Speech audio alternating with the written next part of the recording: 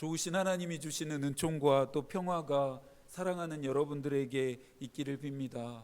그리고 또한 호흡 피해로 고통과 또 고난을 마주한 자들에게 하나님이 주시는 또 위로와 평화가 도우심과 또 함께 하시는 은혜가 있기를 또 빕니다. 사도신경은 우리가 무엇을 믿어야 하는지 무엇을 붙들어야 하는지를 알게 하면서 우리에게 신앙의 유익을 준다라고 토마스 아퀴나스가 말합니다. 지난 시간 사도신경 안에서 우리가 첫 번째로 고백해야 하는 믿음의 대상이 되는 창조자 되시는 하나님을 살펴보았습니다. 전능하사 천지를 만드신 하나님 아버지를 믿는다라고 고백할 때 우리는 이 피조세계가 우연한 산물이 아니라 하나님의 특별한 목적 라하푸에 의해 창조되었음을 경험합니다. 그러면서 이 신비는 우리에게 나 혼자 이 세상에 던져진 것이 아니라 하늘과 땅을 만드신 위대하신 분, 그 하나님이 언제나 어디서나 나와 함께 하신다라고 하는 또 희망과 감격을 경험하게 합니다. 고백은 우리의 믿음과 삶을 성장하고 성숙하게 합니다.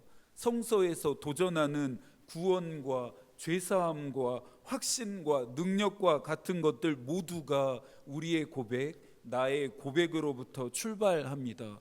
그러니 사도신경을 통해 배워가고 또 배워가게 될 하나하나의 고백의 의미가 결코 작다 말할 수는 없습니다.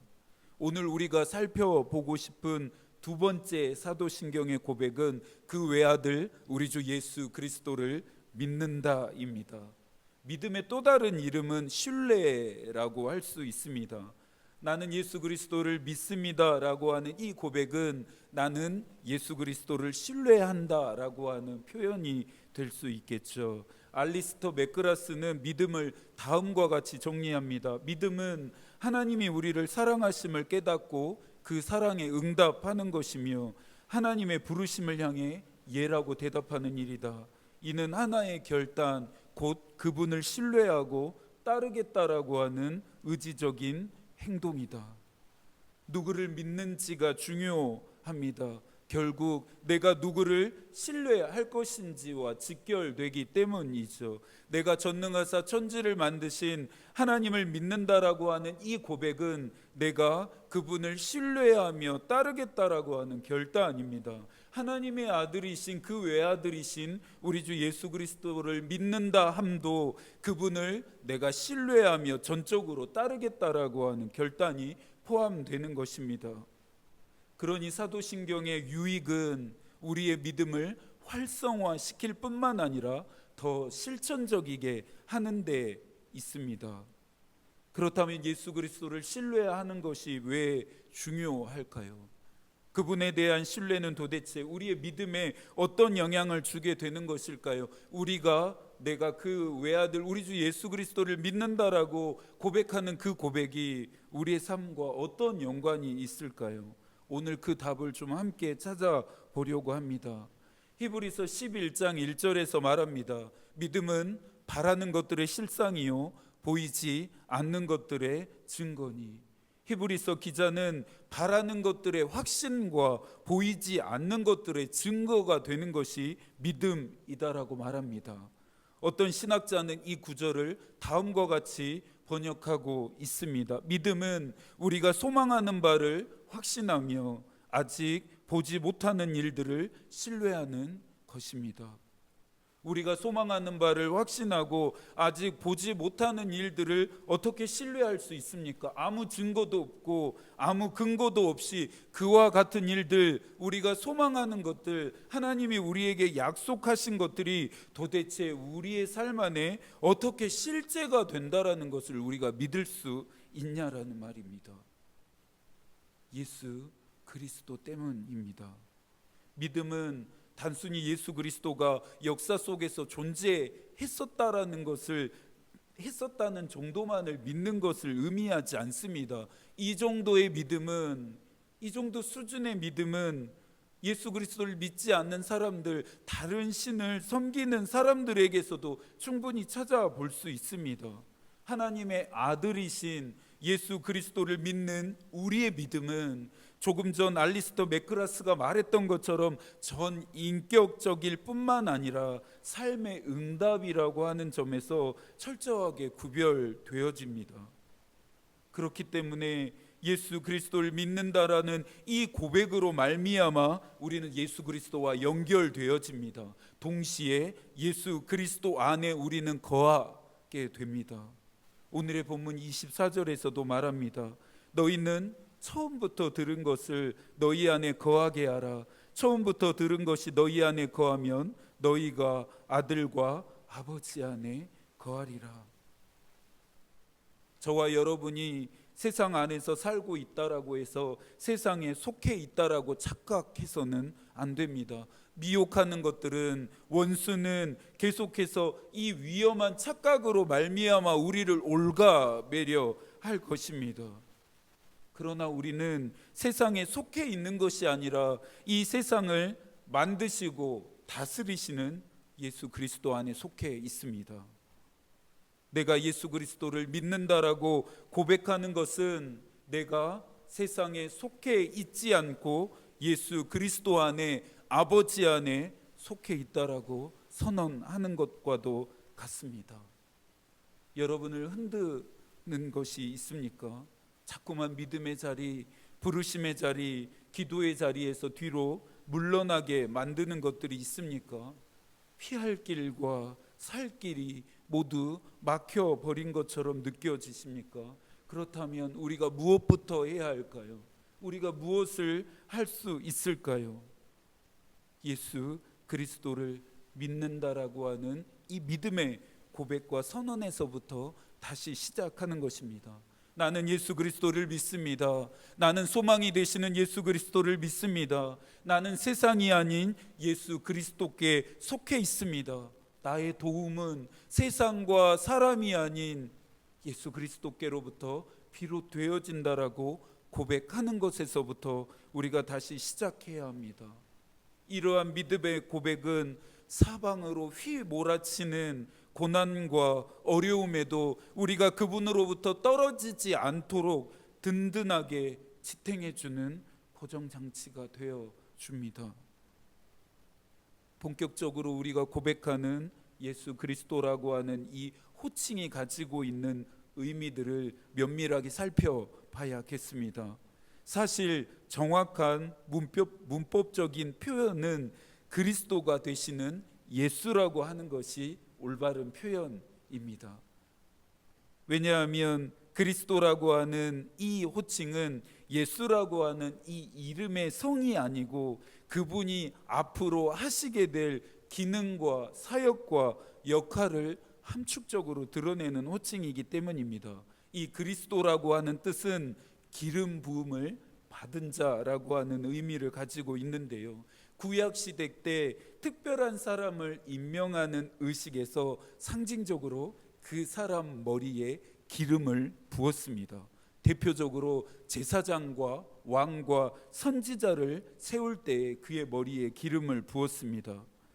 그리스도라고 하는 이 호칭이 앞으로 예수께서 하시게 될 기능과 사역과 역할을 의미한다고 했습니다. 그러니 예수께서 이 땅에 오셔서 제사장으로서, 왕으로서, 선지자로서의 사역을 감당하셨습니다. 제사장으로서는요, 하나님과 우리 사이에 결렬된 관계를 막아서고 중보하는 역할을 하셨습니다. 왕으로서는 모든 능력과 권세를 가지고 이 땅을 통치하셨습니다.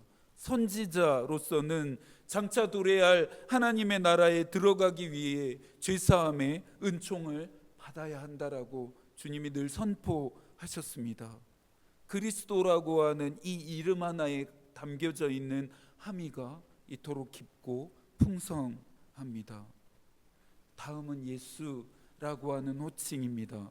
예수라고 하는 이 이름 자체는 복음의 핵심을 가장 강력하게 드러내는 말이기도 합니다.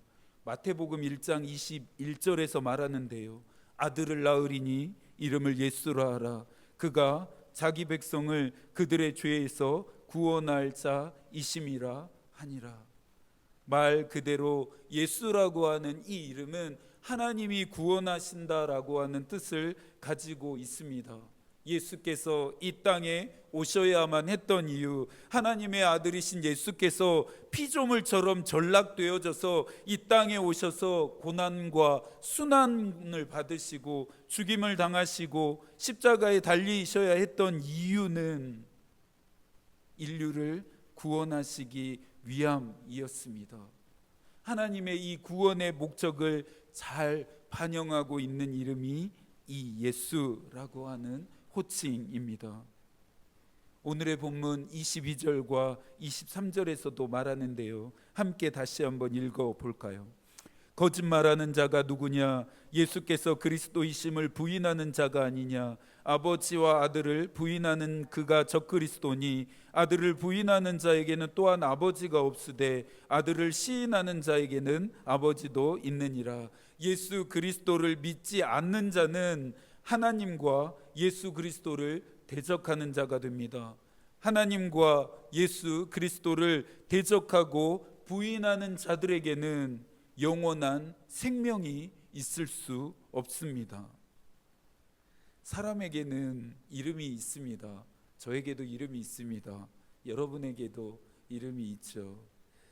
이름의 뜻이 무엇인지는 그 이름의 뜻을 가지고 그 사람을 향해 이름을 지은 자가 어떤 또 소망을 가지고 지었는지를 확인하게 됩니다. 이 이름이 중요한 이유는 우리를 존재하게 한다라고 하는 점에서 중요합니다. 시인 김춘수는 이름의 중요함을 꽃이라고 하는 자신의 시에서 다음과 같이 노래했습니다. 내가 그의 이름을 불러주기 전에는 그는 다만 하나의 몸짓에 지나지 않았다. 내가 그의 이름을 불러주었을 때 그는 나에게로 와서 꽃이 되었다. 진심과 사랑과 온기를 담아 누군가의 이름을 부를 때 그 사람의 존재가 꽃이 되어 나에게 다가온다라는 것입니다. 어떻게 이렇게 예쁘고 아름다운 표현을 해낼 수 있을까요? 우리가 살아가는 이 세상이 잃어버린 것이기도 합니다. 다른 사람을 나의 탐욕을 채우기 위한 수단으로 바라보지 않고 그 사람의 있음 자체를 은총으로 여기는 귀한 마음을 이 세상이 갈수록 잃어가는 것 같습니다. 정답게 누군가의 이름을 부를 때 그 사람과 내가 친밀함으로 연결되어지게 되는 것 같습니다. 다른 사람의 이름을 부르는 행위는 하나님이 그 사람 안에 두신 특별하신 소망과 또 소중함과 존엄성이 깨어나게 하는 일입니다. 누군가의 이름을 부르시게 될 때 이 마음으로 불러보시기 바랍니다.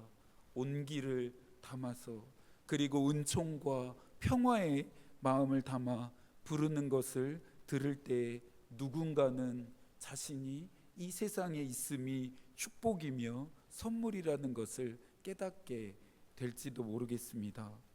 초기 기독교는 예수의 성육신을 설명할 만한 신학적인 체계가 없었습니다. 성육신이라고 하는 이 뜻은 예수 그리스도께서 인간처럼 인간의 몸을 입고 육신을 입으시고 이 땅에 오셨다라고 하는 의미인데요. 신이 피조물의 형상을 입고 세상에 내려왔다라고 하는 이 개념을 설명하기는커녕 이 개념을 받아들일 준비조차 되어 있지 않았습니다. 당시 초기 기독교의 문화적인 배경이 되었던 헬라 철학자들은 절대 변하지 않는 하늘의 영역과 변화를 거듭하는 땅의 영역을 명확하게 구별하려고 노력했습니다. 예전에 이 내용을 저희가 잠시 다루었었는데요. 하늘의 영역은 신들의 장소, 그리고 땅의 영역은 인간들의 장소로 사유했습니다. 이러한 이해 때문인지 헬라 철학자들은 어떻게 신이 변화를 겪을 수 있는가, 어떻게 신이 인간의 역사 안으로 걸어 들어올 수 있는가 도저히 이해할 수 없었고 인정할 수 없었습니다. 4세기 교회사의 뜨거운 논쟁이었던 나사렛 예수의 정체성을 둘러싼 논쟁이 그렇게 시작됩니다. 거대한 화염처럼 타올랐던 이 논쟁에 기름을 부었던 사람이 아리우스였습니다. 아리우스는 이집트의 대도시인 알렉산드리아의 교부였습니다. 아리우스는 예수 그리스도는 결코 신이 될 수 없다라고 주장합니다. 예수가 특별한 능력을 가지고 있는 것은 인정하겠다. 예수라고 하는 자가 어떤 피조물보다 더 높은 위치를 하는 것도 인정하겠다. 그러나 예수는 신이 될 수는 없다라고 아리우스는 주장합니다.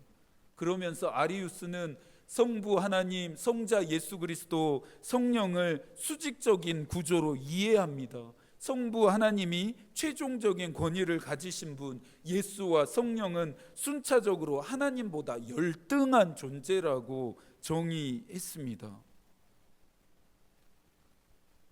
하나님은 예수와 성령보다 더 높은 위치에 계시는 분이라고 하는 이 생각을 아리우스는 견지하면서 예수의 하나님 되시는 신성을 강력하게 부인하고 부정합니다. 아리우스가 이토록 예수가 하나님 되심을 부인하고 부정했던 이유가 무엇일까요? 아리우스 역시 헬라 철학자들처럼 하나님은 불변하신다라고 하는 확신을 갖고 있었기 때문입니다. 육신을 입고 인간처럼 되어서 인간의 역사 안으로 걸어오신 신은 하나님이 될 수 없다라고 아리우스가 생각했기 때문입니다. 신의 존재가 인간처럼 되어서 인간과 같이 감정을 느끼고 인간들과 함께 한다라는 것을 아리우스는 도저히 받아들일 수 없었습니다. 인간이 된 신은 반대로 말하면 더 이상 신이 될 수 없다라는 것이 그의 생각이었습니다. 현대 신학을 통해 우리는 그나마 잘 정리된 삼위일체 하나님을 만나고 있어서 아리우스가 주장하는 것이 너무나 터무니없고 말도 안 되는 것처럼 느껴질 수 있지만 당시 아리우스 주장에 동의하고 동조하는 자들은 많았습니다. 그러니 이 논쟁이 교회의 지도자 회의에서 다루어질 만큼 중요한 주제가 되었습니다. 아리우스의 이와 같은 신학사상에 맞서는 사람이 나타나게 되는데요. 그의 이름이 아타나시우스였습니다. 아타나시우스는 아리우스가 기독교의 오랜 전통과 그리스도인들의 신앙 체계를 뿌리채 흔들고 있음을 방관할 수 없었습니다. 도저히 용납해서는 안 된다고 생각했습니다. 그래서 아리우스 주의자들이 반박할 수 없도록 촘촘하게 그들의 주장에 약점을 파고들 체계를 준비합니다. 아리우스는 굉장히 뛰어난 사람이었습니다. 하지만 아타나시우스도 영민하고 지혜로웠습니다. 아타나시우스는 아리우스의 주장을 반박하기 위해서 그들의 주장 자체를 완전히 오류투성이로 만들어버리는 전술을 선택합니다. 아타나시우스가 주장하는 것은 크게 세 가지였습니다. 첫 번째, 피조물은 다른 피조물을 구원할 수 없다. 두 번째, 아리우스는 예수 그리스도가 피조물이라고 주장하고 있다. 세 번째, 따라서 아리우스는 예수 그리스도가 인류를 구속하지 못한다고 주장한다. 무슨 뜻인지 좀 이해가 되시나요? 아타나시우스는 아리우스 주의자들이 일관성 없이 이랬다 저랬다 하는 사람들로 만들어 버리려고 하고 있습니다.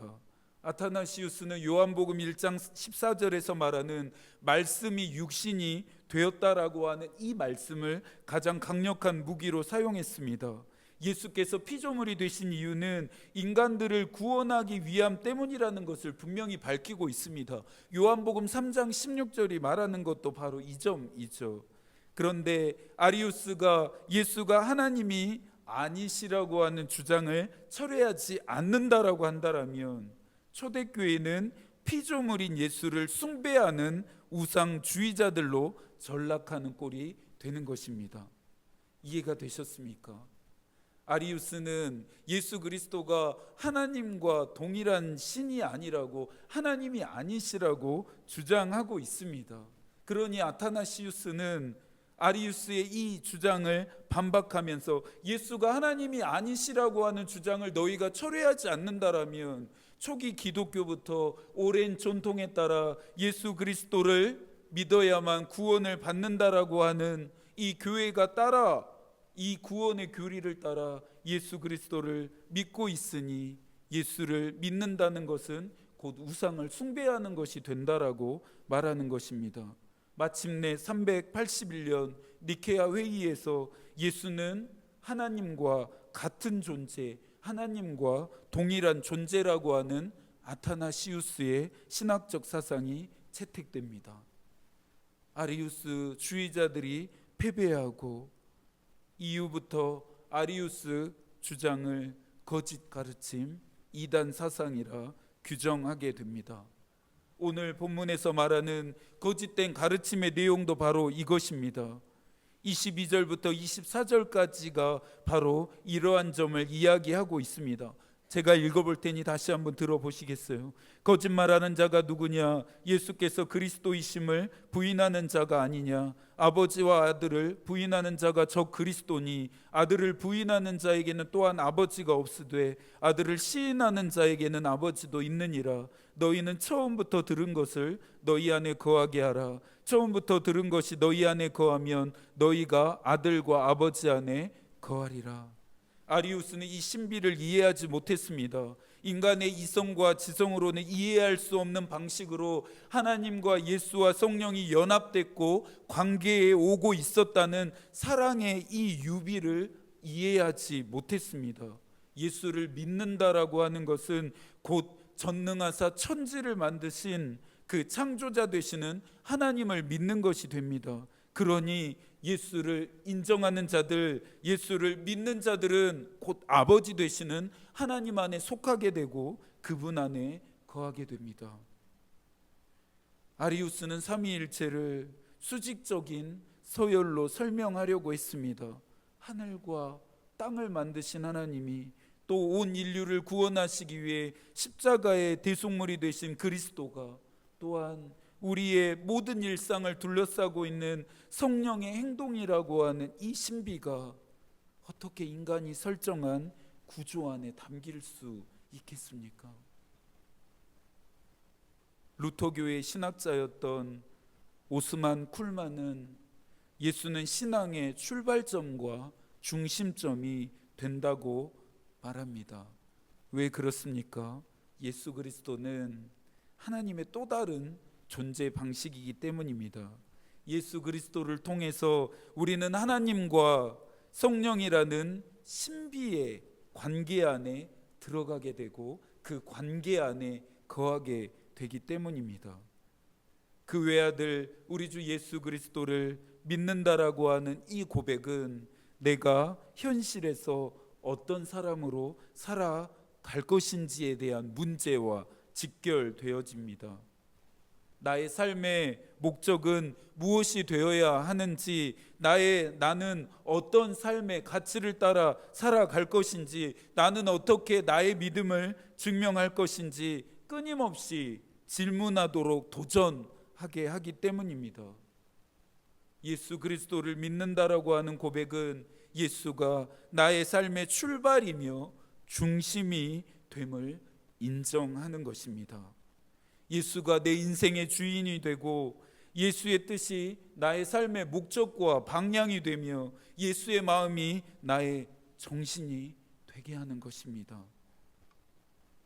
우리의 영혼과 내면이 마르지 않고 시대 정신에 잠식당하거나 휩쓸리지 않기 위해서는 예수 그리스도를 붙드는 것 말고는 다른 방법은 없습니다. 십자가를 붙드는 것 말고 다른 방법은 없습니다. 신앙은 배워서 얻게 되는 것이 아니라 스스로 붙잡는 것이라는 말이 있습니다.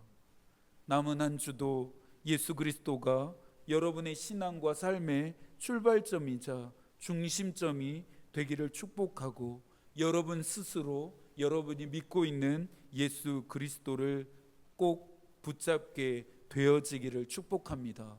하나님의 마음이 우리의 기도가 되고 하나님의 뜻이 우리의 길이 되기를 빕니다. 아멘.